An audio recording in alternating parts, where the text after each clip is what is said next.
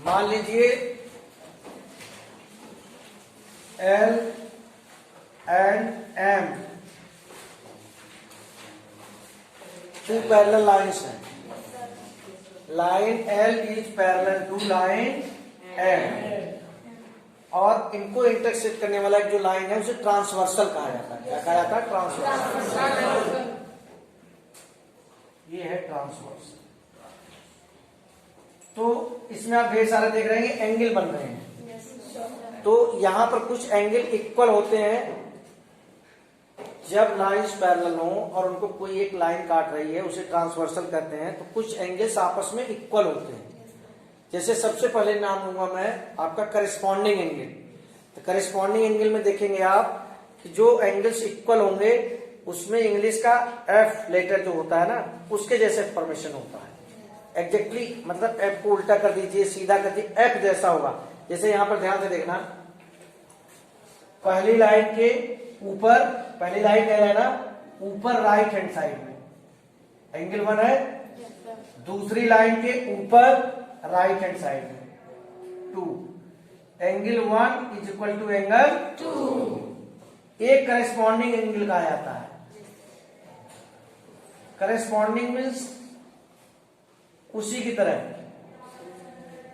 उसी की तरह मतलब पहली लाइन के ऊपर राइट हैंड साइड, दूसरी लाइन के ऊपर राइट हैंड। वैसे ही पहली लाइन के राइट हैंड साइड में नीचे आइए, angle 3 is equal to angle 4। ये भी करेस्पॉन्डिंग एंगल है।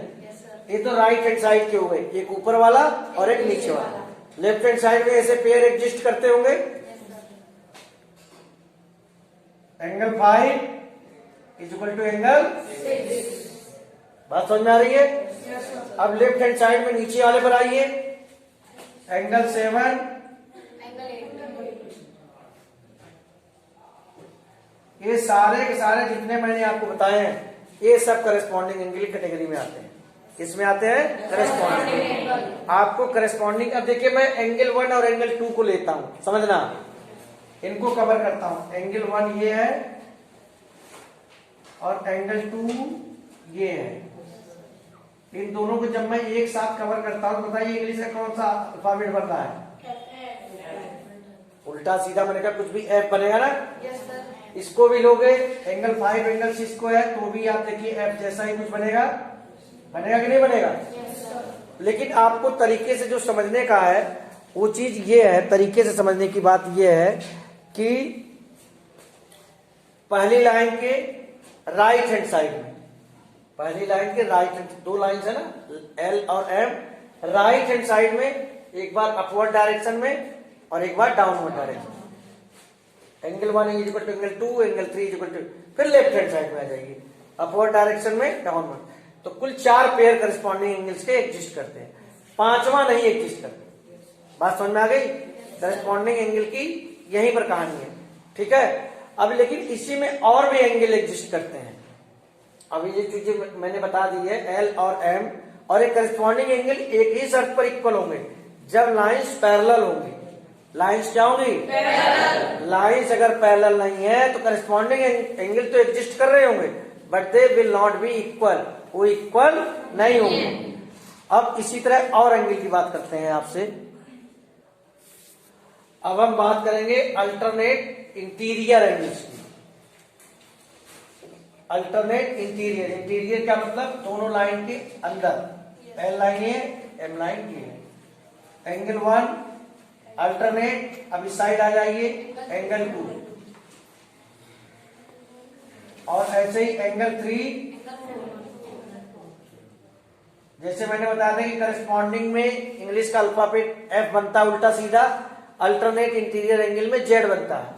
1 और 2 को लेते हैं, देखिए एंगल 1 को कवर कर रहा हूं मैं और एंगल जेड बना ही नहीं बना। जब 3 और 4 को कर रहा हूं जेड बना ही नहीं बना। तो alternate interior angle, alternate interior angle की केवल 2 पेयर होते हैं। ऐसे ही अल्टरनेट एक्सटीरियर में एंगल भी यूज है लेकिन उसका कोई यूज नहीं होगा। ये वाला एंगल इसके इक्वल होगा और ये वाला एंगल क्लियर है, लेकिन अल्टरनेट इंटीरियर एंगल का यूज होता है। इसी में और भी कई एंगल बना सकते हैं आप, जैसे कि मैं आपको बताऊं लीनियर पेयर के कई एंगल एग्जिस्ट करते हैं। किसी लाइन पर दो एंगल जो होते हैं, ये एंगल दिस प्लस दिस, जैसे इसको मैंने नाम दे दिया 1 2 3 4 दे दिया है, मैं इसे 5 दे दूं, 6 दे दूं, 7 दे दूं, 8 दे दूं, है ना। तो एंगल 5 प्लस एंगल 6, ऐसे एंगल 5 प्लस एंगल 1 180 डिग्री। मतलब किसी भी लाइन पर जो एंगल्स है उनका सम कितना 180 डिग्री होता है और इसको लीनियर पेयर कहते हैं। वैसे भी एक चीज है कि sum of all angles on a line is 180 degree. कोई लाइन दी है, ये है लाइन, ध्यान angle 1 angle 2 angle 3 angle 4, 4 angle दिए हैं। If this is a line then angle 1 plus angle 2 angle 3 angle 4 is equal to चारों का sum 180। Sum of angles on a line is always 180 degree. Clear है, ये line की property होती है। तो मैंने आपको corresponding angle, alternate interior angle और ए लीनियर पेयर और sum of angles on a line linear pair. Most important, sum of interior angles on the same side of transversal is 180 degree. Sum of angles on the same side of transversal is 180 degree. Sum of interior angles, interior angles. Sum of interior angles. ये देखिए, ये line L है, ये line M है, ये transversal है। इसके interior में एंगल 2 और एंगल 3 आ रहे हैं। देखो इनका सम क्या होगा 180, इन दोनों का सम क्या होगा 180। और इसी तरह एंगल 1 प्लस एंगल 4 का सम क्या होगा 180। Sum of interior angle on the same side of transversal. एक बार तो ट्रांसवर्सल के आपने राइट हैंड साइड में ले लिया और एक बार लेफ्ट हैंड साइड, इन दोनों का सम कितना होगा 180 डिग्री। तो इसको कोई इंटीरियर एंगल प्रॉपर्टी भी कहा जाता है, लेकिन कायदे से रूल है sum of interior angle on the same side of transversal. आपको ये जो बेसिक बातें बताई गई हैं, करस्पॉन्डिंग एंगल का, अल्टरनेट इंटीरियर एंगल का और उसके बाद लीनियर पेयर का, sum of angles on a line is 180 degree इसका, और sum of interior angles on the same side of transversal is 180। ये सारे कंसेप्ट अगर आपको क्लियर हो गए हैं तो आपको ये जो चैप्टर है, chapter 6 of NCERT book lines and angles, इसके क्वेश्चन करने में आपको कोई ज्यादा प्रॉब्लम नहीं आएगी। क्लियर है? yes, sir.